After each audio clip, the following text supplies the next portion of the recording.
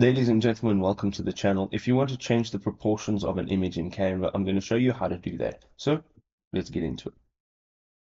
So I've got my image on my canvas right over here, and what you want to do is make sure it's selected and double click on it. Now this will open up a window on the left hand side, and from here you can go ahead and make sure crop is selected, and then you're going to make sure the aspect ratio is free form, and you're going to go ahead and you are going to hold shift down, and you are going to now resize your image.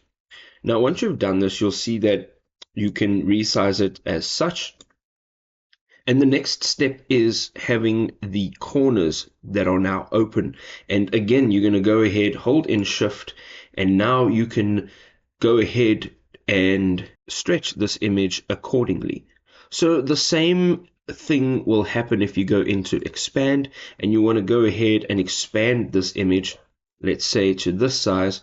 We're going to now go ahead, click on the image and hold in the shift key, and the exact same thing will happen. Now, if this guide was helpful, you can go ahead and drop us a like. We'll see you next time. Peace out.